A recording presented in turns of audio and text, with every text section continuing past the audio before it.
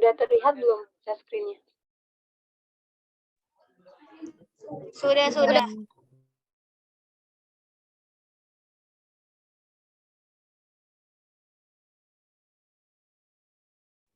Oke, kita mulai. Assalamualaikum warahmatullahi wabarakatuh. Sebelumnya saya mengucapkan terima kasih kepada Ibu Evita selaku dosen pengampu mata kuliah hari ini yang sudah memberikan kesempatan kepada kelompok kami presentasi, dan juga saya mengucapkan terima kasih kepada teman yang sudah hadir. Saya, Haikal Itu Pratama, sebagai salah satu anggota kelompok dalam presentasi kelompok kali ini, di mana kelompok kami akan membahas tentang masalah efisiensi pendidikan. Tentunya, pada kesempatan ini, saya tidak sendiri, karena saya ditemani oleh rekan saya, yaitu Leskia Azhara dan Reina Aulia, yang nantinya akan mempresentasikannya.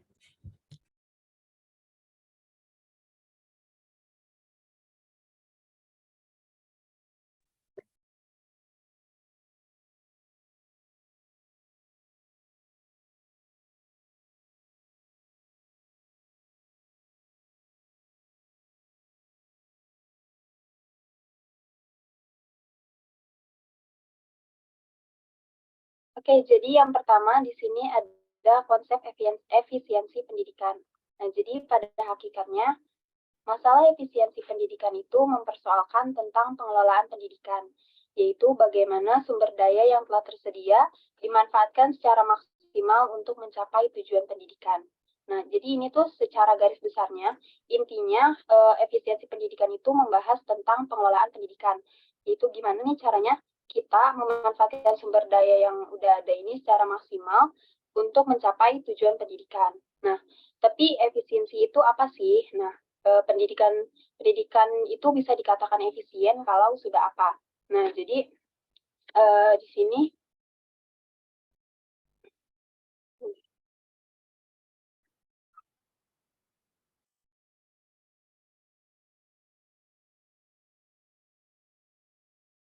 di sini ada beberapa pengertian mengenai efisiensi. Nah, jadi yang pertama, dalam Kamus Besar Bahasa Indonesia, efisiensi itu diartikan sebagai ketepatan cara dalam melaksanakan suatu usaha atau kerja, di mana dalam menjalankan sesuatunya itu tidak membuang tenaga, waktu, dan biaya yang besar.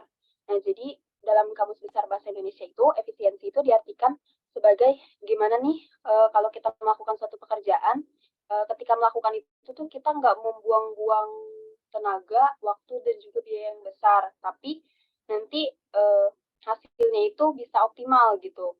Jadi kita harus mikirin cara yang tepat supaya kita bisa menghasilkan hasil yang optimal tanpa membuang tenaga, waktu, dan juga biaya yang besar. Nah, kemudian pengertian yang kedua ini ada dari H. Emerson, di mana dia mengartikan efisiensi itu sebagai sebuah perbandingan yang terbaik antara masukan atau input dan hasil yang muncul antara keuntungan dengan sumber-sumber yang dipergunakan atau output. Seperti halnya juga berhasil mencapai hasil yang optimal dengan menggunakan sumber daya yang terbatas. Nah, jadi seperti yang udah dijelasin sama kelompok-kelompok sebelumnya ya mengenai masalah-masalah pendidikan di Indonesia, salah satunya itu kan ini ya dipengaruhi oleh karena di Indonesia itu masih serba terbatas gitu, entah karena fasilitasnya yang terbatas atau jumlah pendidiknya yang terbatas, atau bisa juga karena sekolahnya yang masih terbatas gitu ya. Nah, jadi di efisiensi ini gimana caranya nih dengan keterbatasan tersebut kita tetap bisa memanfaatkan semaksimal mungkin sehingga kita bisa tetap mencapai tujuan dari pendidikan gitu. Jadi kita tahu nih kita nih terbatas, tapi kita tidak menjadikan keterbatasan itu sebagai suatu penghalang gitu. Jadi kita tetap berusaha semaksimal mungkin. Gimana caranya? Dari apa yang kita punya nih, kita cuma punya itu. Tapi kita bisa memaksimalkan apa yang kita punya sehingga kita bisa mencapai hasil yang optimal gitu. Nah, terus untuk pengertian yang ketiga ini ada Mahmudi 2010. Dia mendefinisikan efisiensi sebagai sebuah proses yang ditempuh untuk membandingkan dan mengukur masukan beserta keluaran, atau mengukur perbandingan antara hasil yang dicapai terhadap sumber daya dan usaha yang digunakan. Nah, ini juga hampir sama pengertian yang kedua ya. Jadi intinya membandingkan antara masukan dengan keluaran gitu. Jadi membandingkan kayak istilah skalanya tuh effort yang kita keluarin sebanding nggak sama feedback yang kita dapetin, kayak gitu.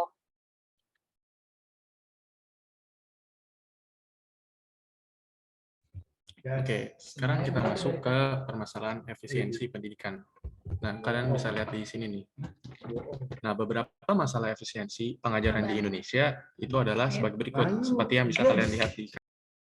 Pertama, mahalnya biaya pendidikan, waktu yang digunakan dalam proses pendidikan, mutu pengajar, dan lainnya. Nah, lainnya di sini itu masuk kayak sarana dan prasarana dan sebagainya. Nah, yang juga berpengaruh dalam beberapa masalah efisiensi pengajaran di Indonesia itu kayak gitu, guys. Nah, itu juga berpengaruh dalam peningkatan sumber daya manusia Indonesia yang lebih baik. Nah, kalau kalian lihat yang pertama nih, tentang mahalnya biaya pendidikan, mungkin kalian bisa pikir gitu loh. Pendidikan kenapa dikatakan semakin mahal? Karena ketika meningkatnya biaya yang harus dikeluarkan oleh orang tua, sehingga seakan-akan seolah diprivatisasikan. Nah, hal ini juga memicu adanya diskriminasi dalam pendidikan itu sendiri. Nah, di mana nggak semua kalangan nih bisa mendapatkannya. Karena kenapa? Karena mahalnya biaya pendidikan tersebut. Nah, bagi masyarakat yang berada di kalangan ekonomi menengah ke bawah, mahalnya biaya pendidikan membuat para orang tua harus berpikir ulang untuk melanjutkan anaknya ke jenjang yang lebih tinggi. Beberapa dari mereka bahkan harus putus sekolah dengan alasan tersebut. Padahal, pendidikan merupakan hak asasi dasar di mana seharusnya semua warga negara Indonesia tanpa terkecuali bisa merasakannya.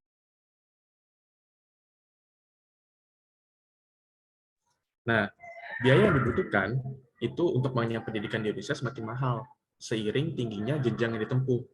Berdasarkan data Badan Pusat Statistik, biaya yang dibutuhkan untuk menempuh pendidikan sekolah dasar atau sederajat sebesar 3,24 juta pada tahun ajaran 2020-2021. Nah, rata-rata biaya yang harus dikeluarkan untuk mengenyam pendidikan sekolah menengah pertama atau sederajat sebesar 5,59 juta. Kemudian, rata-rata biaya yang dibutuhkan untuk duduk di bangku sekolah menengah atas atau sederajat sebesar 7,8 juta.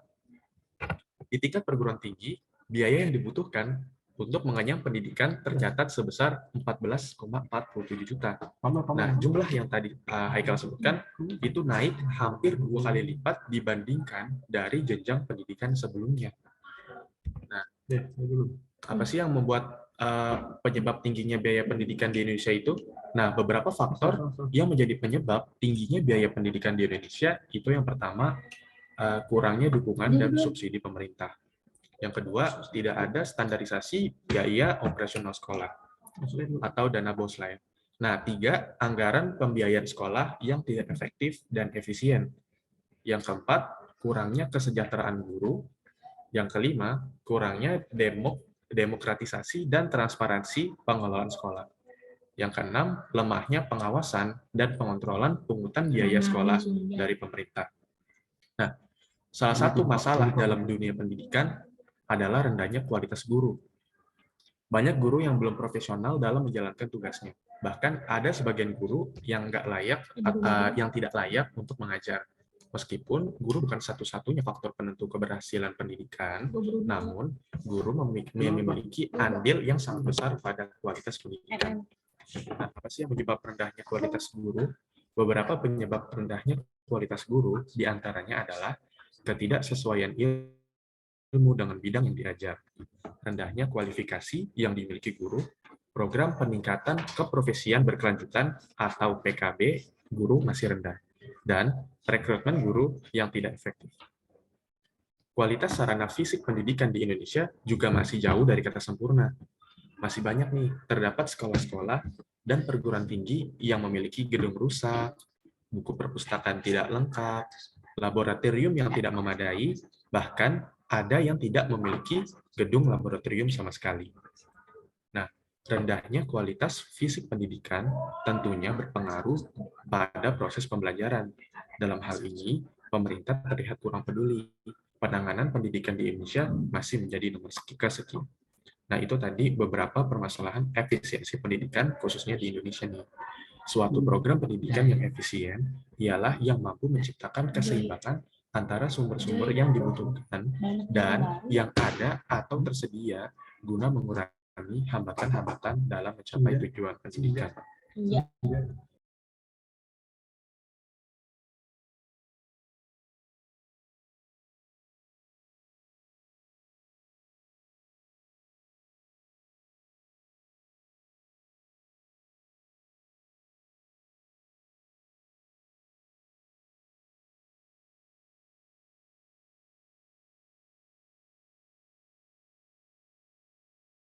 Nah, tadi sama Haikal udah dijelasin kan, permasalahan efisiensi pendidikan itu ada apa aja. Nah, sekarang yang jadi penyebabnya tuh apa sih suatu pendidikan itu bisa dikatakan tidak efisien? Nah, jadi penyebab masalah efisiensi pendidikan itu terdiri dari beberapa faktor. Di antaranya yang pertama itu masalah dari tenaga pendidikannya. Yang kedua, masalah dari peserta didiknya. Yang ketiga, masalah dari kurikulumnya. Kemudian bisa dari program belajar dan pembelajarannya yang mungkin kurang sesuai. Dan juga kemudian ada sarana dan prasarana pendidikannya yang dinilai masih belum memadai gitu, masih banyak yang kurang dan juga belum bisa menopang secara keseluruhan. Dan yang terakhir itu karena suasana sosial budaya yang juga mungkin kurang mendukung atas proses pembelajaran tersebut.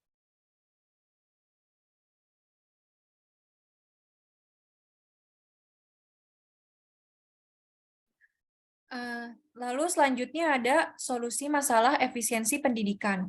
Yang pertama ada menyalurkan beasiswa. Maksud dari menyalurkan beasiswa di sini yaitu menjaring siswa-siswi yang memiliki potensi, kemudian memberikan mereka beasiswa agar mereka dapat melanjutkan sekolahnya dan dapat tetap menikmati fasilitas pendidikan.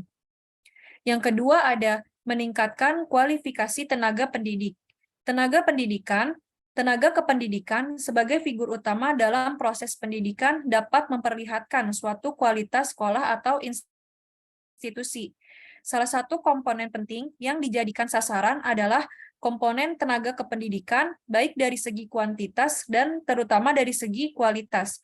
Maka dari itu sangat penting untuk meningkatkan kualifikasi tenaga pendidik.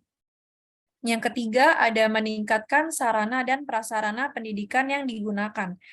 Meningkatkan sarana dan prasarana pendidikan merupakan hal yang sangat penting. Peningkatan tersebut bertujuan agar kegiatan para tenaga pendidik dan murid dapat berlangsung secara efektif dan efisien. Lalu yang keempat, ada memperbaiki manajemen administrasi pendidikan. Jika masalah-masalah pendidikan disebabkan oleh faktor manajemen administrasi, maka upaya yang paling tepat untuk mencegah dan mengatasi adalah dengan meningkatkan kualitas manajemen administrasi pendidikan. Kualitas manajemen dapat meningkat jika para manajer-manajer pendidikan berusaha untuk meningkatkan kemampuannya dalam perspektif manajemen agar kinerja guru dapat selalu ditingkatkan dan mencapai standar tertentu, maka dibutuhkan suatu manajemen kinerja yang baik. Yang terakhir, ada meningkatkan anggaran pendidikan. Anggaran pendidikan merupakan salah satu aspek penting dalam dunia pendidikan, terutama di Indonesia. Anggaran pendidikan merupakan upaya pemerintah untuk memenuhi kebutuhan asasi masyarakat agar dapat menjalankan fungsi dan mengembangkan fungsi kehidupan, terutama dalam dunia kependidikan. Dengan meningkatnya anggaran pendidikan, masyarakat Indonesia diharapkan dapat meningkatkan sumber daya manusia dan meningkatnya sistem pendidikan di Indonesia dengan mutu yang baik. Bahkan diharapkan dapat mensejahterakan para pendidik atau guru yang ada di Indonesia. Next. Selanjutnya ada contoh masalah efisiensi pendidikan. Yang pertama, hadirnya kurikulum baru yang dinilai terlalu terburu-buru. Masalah pengembangan tenaga kependidikan di lapangan biasanya terlambat, khususnya pada saat detik-detik hadirnya kurikulum baru. Dapat dikatakan, umumnya penanganan pengembangan tenaga pelaksana di lapangan sangat lambat. Padahal proses pembekalan untuk dapat siap melaksanakan kurikulum baru sangat memakan waktu, sehingga terjadi kesenjangan antara saat direncanakan berlakunya kurikulum dengan saat mulai dilaksanakan dan pendidikan berlangsung kurang efisien dan efektif. Yang kedua, ada tenaga pendidik tidak mengajar sesuai bidang yang dikuasainya. Suatu sekolah menerima guru baru dalam bidang MIPA dan bahasa yang sudah cukup atau bahkan sudah kelebihan. Sedang guru dalam bidang lainnya yang dibutuhkan tidak diberikan karena terbatasnya jatah pengangkatan sehingga ditempatkan di daerah sekolah-sekolah tertentu. Seorang guru bidang MIPA dan bahasa harus merangkap sekaligus mengajarkan bidang studi di luar kewenangannya. Meskipun persediaan tenaga yang direncanakan secara makro telah mencukupi kebutuhan, namun mengalami masalah penempatan karena terbatasnya jumlah yang dapat diangkat dan sulitnya menjaring tenaga kerja yang tersedia di daerah terpencil. Next.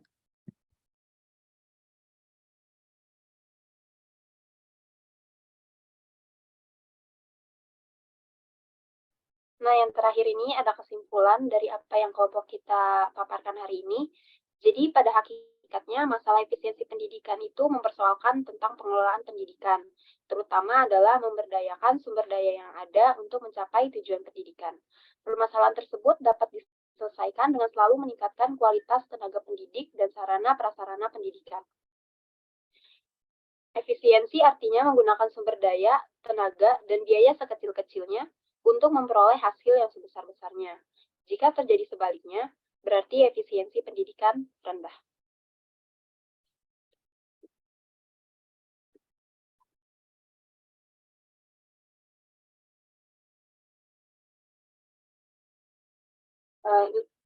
Untuk selanjutnya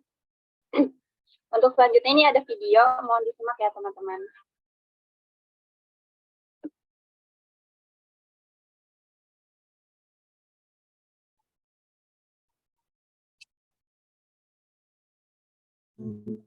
Rina belum terdengar suaranya.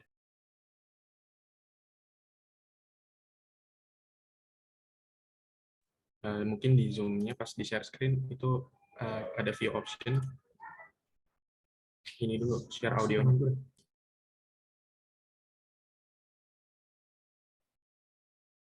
Belum sih. Audionya keluar nggak? Enggak, di share screen-nya di atasnya nih, ke Zoom dulu. Pas di share screen kan di atas kayak ada titik 3, itu tuh share audio komputer. Share komputer audio. Siapa lagi ngechat gue nih? Share sound ya? Iya, share komputer audio. Lagi. Coba ulang. Cok. Oke, udah terdengar. Ini cerita. Ulang ya.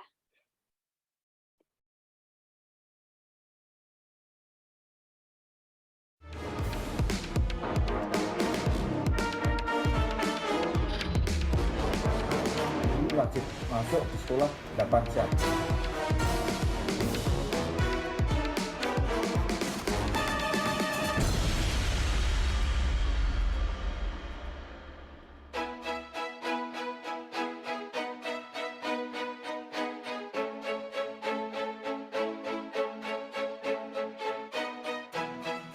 Ini cerita tentang pendidikan.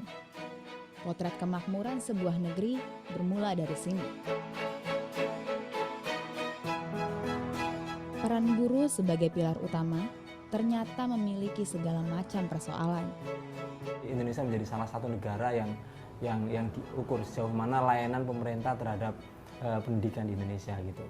Nah, Indonesia mendapatkan skor 77 dan itu memang di bawah Ethiopia yang skornya 79. Kita belum ada pemetaan atau evaluasi secara nasional terhadap kualitas guru di Indonesia. Ada namanya UN segala macam gitu, UNBK segala macam yang dievaluasi siswanya. Tapi pertanyaannya, guru yang ngajarin siswa supaya dia bisa berkembang dengan baik, itu kualitasnya gimana? Setelah siswa pulang, guru tidak pulang. Mestinya melakukan evaluasi apa yang terjadi hari ini. Evaluasi bersama, kemudian buat perencanaan besok apa yang harus dilakukan di sekolah. Bagaimana pendidikan karakter mau dibangun kalau gurunya nggak pernah ada di sekolah? Guru wajib masuk di sekolah 8 jam dan jamnya 5 hari. Sebenarnya itu nggak ada masalah ya, karena selain dia berada di lapangan, di sekolah maksudnya, di luar pun masih harus banyak pekerjaan-pekerjaan, tuntutan-tuntutan yang harus dilakukan. Nggak masalah untuk 8 jam. Saya pikir kalau kualitas guru itu sudah sangat memenuhi, tapi background ini yang harus kami hadapi itu berbeda. Kami di sini ibaratnya diserahin orang tua itu anak untuk dididik totalnya. Ya, jadi perbaikan akhlak, mulai dari perbaikan tingkah laku. Kadang kami harus mengeluarkan uang dari kantong sendiri untuk menopang mereka.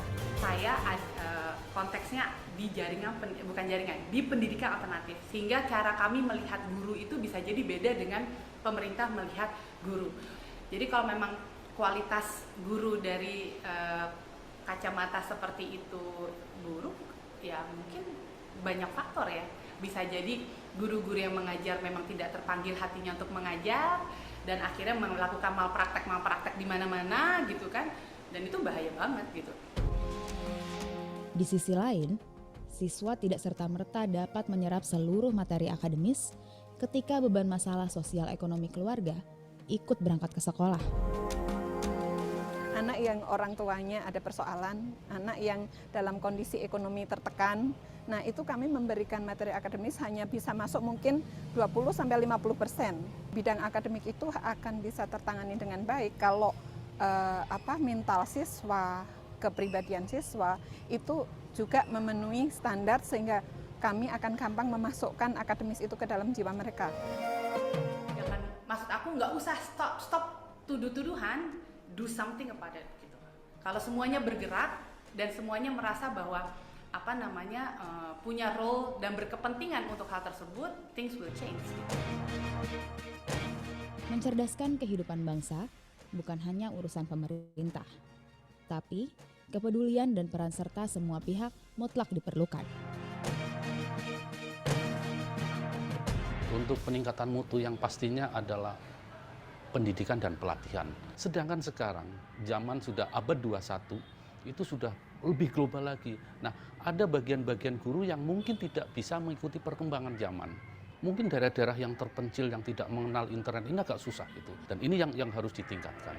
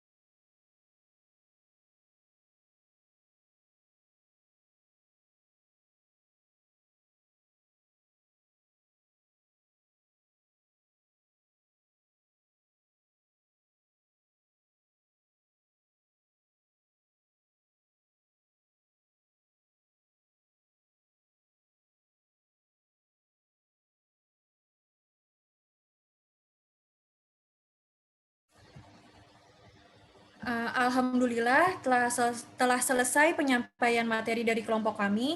Terdapat beberapa poin penting yang telah dibahas seperti apa itu efisiensi pendidikan, masalah efisiensi pendidikan, sampai solusi dari permasalahan pendidikan. Untuk itu, apakah ada tambahan materi dari Bu Evita dan apakah ada pertanyaan dari teman-teman? Dan untuk pertanyaan kami buka 3 penanya ya. Terima kasih.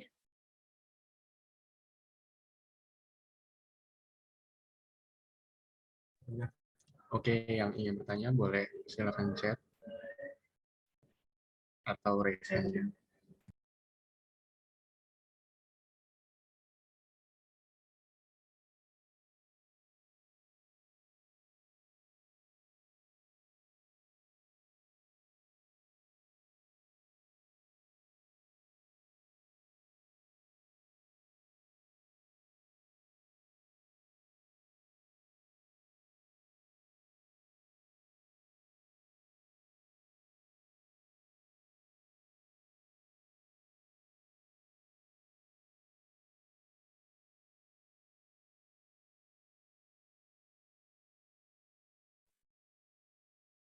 Oke, Zoneta boleh silakan apa pertanyaannya. Assalamualaikum warahmatullahi wabarakatuh. Nama saya Zoneta. Ini pertanyaan saya agak panjang, saya taruh di chat aja ya. Ya. Oke, baik. Terima kasih sebelumnya. Pasti Mungkin layanannya sambil cewek. menunggu Zonita mengetik pertanyaannya. Oh, udah ya. Oke, Latifa juga pertanyaan sudah ketik.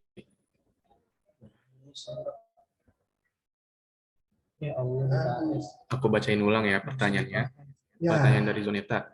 Apakah efisiensi tenaga pendidik dapat memberikan solusi bagi dunia pendidikan? Dan apakah mungkin tenaga pendidik atau guru mengajar lebih dari satu mapel jika dia berada pada tingkatan SMA atau SMK? Apakah hal itu efisien? Oke, pertanyaan kedua dari Latifa. Saya ingin bertanya, menurut kelompok dari permasalahan efisiensi pendidikan yang ada di Indonesia, mana yang sekiranya harus cepat diubah agar pendidikan di Indonesia lebih baik? Pertanyaan yang ketiga dari Sirin Aisyah. Saya izin bertanya, salah satu penyebab dan contoh dari masalah efisiensi pendidikan ini adalah kurikulum. Menurut pendapat kelompok, apa solusi paling efektif untuk menyelesaikan masalah tersebut? Terima kasih. Oke, mungkin untuk ketiga pertanyaan ini akan kami jawab di grup chat WA grup. Sebelumnya terima kasih untuk pertanyaannya.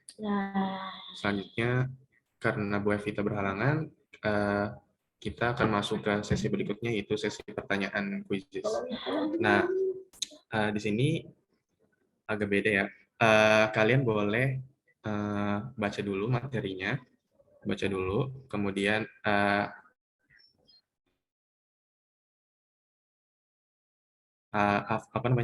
baca, selalu pahami, kemudian catatan atau yang kalian dengar tadi kalian catat bisa untuk ngajain quizzes hari ini. Nah, sistemnya 15.00 akan Haikal buka link quizesnya dan kalian langsung masuk.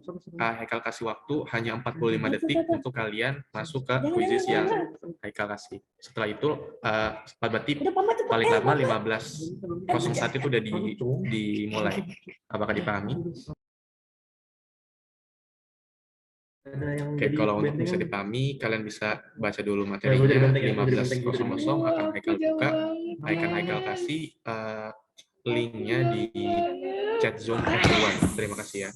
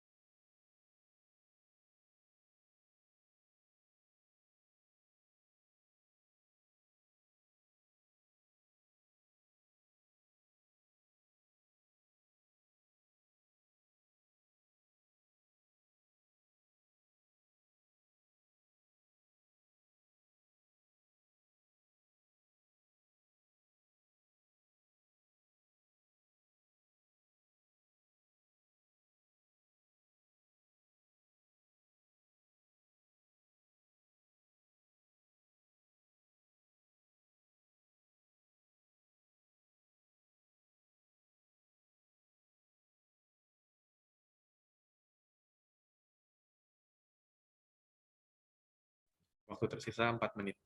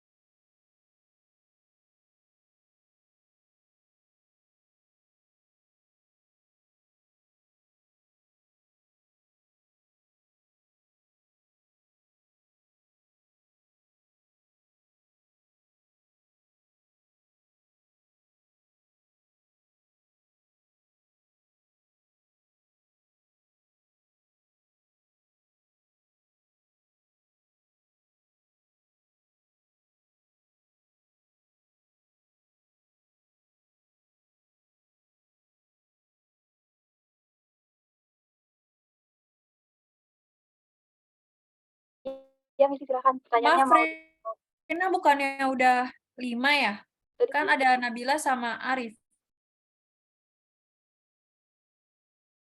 Oh, Arif duluan Oh, apa Misi Misi duluan. duluan? Oh, berarti ada satu yang nggak Itu kebagian ya? Nabila, Misi, Dewi. Misi Arif duluan tadi. masuknya jam berapa?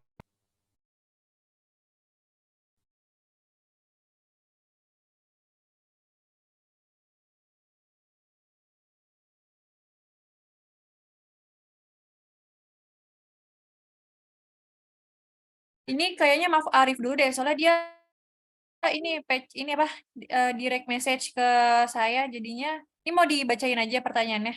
Nah, untuk pertanyaan dari Arif, apakah hubungan keterbelakangan budaya dan sarana dalam permasalahan pendidikan? Berarti yang selanjutnya Nabila ya? Iya, Nabila tadi yang pertama. Untuk Nabila, pertanyaannya, sebelumnya disebutkan kalau tenaga pendidik tidak mengajar sesuai dengan bidang yang dikuasainya, merupakan contoh dari masalah efisiensi pendidikan. Menurut tanggapan teman-teman, bagaimana solusi untuk mengatasi masalah tersebut dari anggota kelompok yang nantinya akan menjadi seorang guru, atau bagaimana solusi dari pemerintah untuk permasalahan ini? Terima kasih.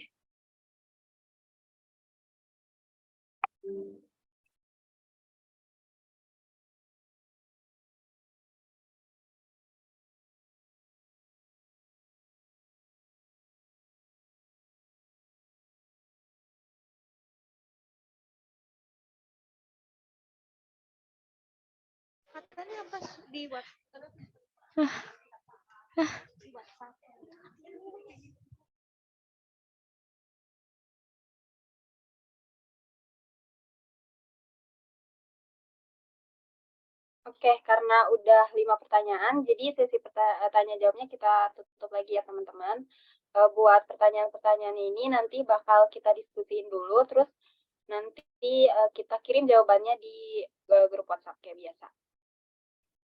Oke, sebenarnya tadi pertanyaan Nabila udah dibaca belum? Kenapa, Haikal? Pertanyaannya Nabila. Udah dibacain. Oke, thank you. Dewi. Mungkin karena sudah selesai, terima kasih. Terima kasih kepada teman-teman yang sudah menghadiri pertemuan hari ini.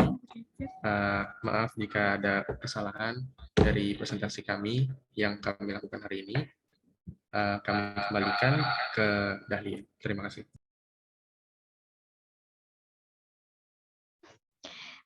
Ya udah ya. Bentar. Makasih banyak buat kelompok 11. Haikal, Leskia, Rina udah maparin materinya hari ini. Tadi udah aku SS siapa yang hadir. Terus yang ikut quizzes. Oke. Sebelum aku lupa itu dulu ya dokumen yang bisa on cam ya guys. Buat bukti juga. Ya semuanya on cam kok. Oh iya, Hani, tolong itu dong, Dok, apa SS.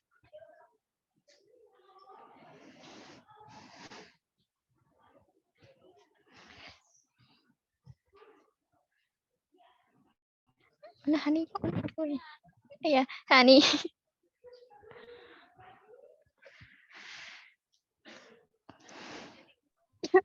Oke. Oke. Strategi yang pertama ya. Anes.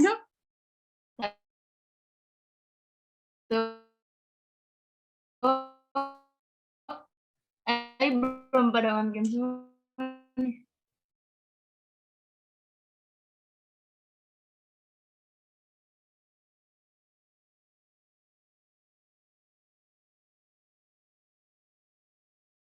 Yang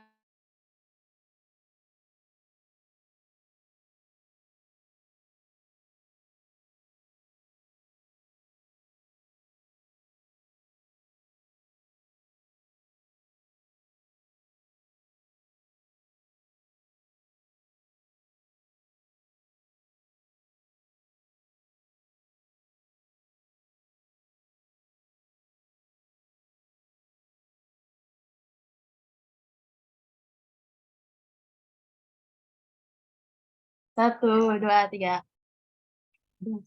Sini, Meliana. Oke, lanjut slide kedua. 1.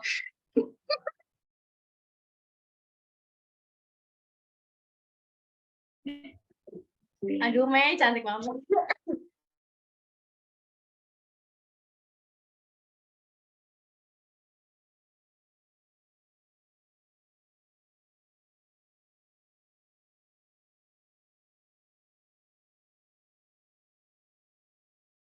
Gono. Tinggal dibikin videonya aja.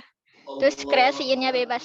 Boleh tambahin foto-foto yang berkaitan sama materi yang kalian bawain. Itu, tambahin foto kayak ya, atau tambahin video. Terus durasi fotonya kayak di yang video udah aku kirimin. Pokoknya rata-rata 7 atau 8 menit lah gitu. Ntar aku juga ada contoh video lainnya. Aku kirim lagi. Ya gitu. Pokoknya kalian harus sudah ngirimin ke aku. Nanti aku bikin drive-nya. Harus H-1 sebelum UAS. Harus sudah kumpul semua. Gitu. Udah lihat itu apa namanya? Dewi mau nanya. Apaan?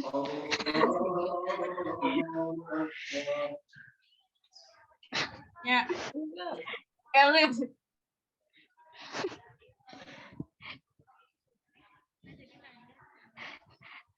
Enggak aja nih, Pau. Gak jadi Dalia kok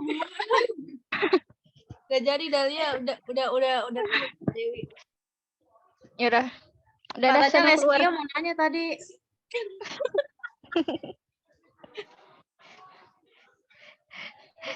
Udah semua.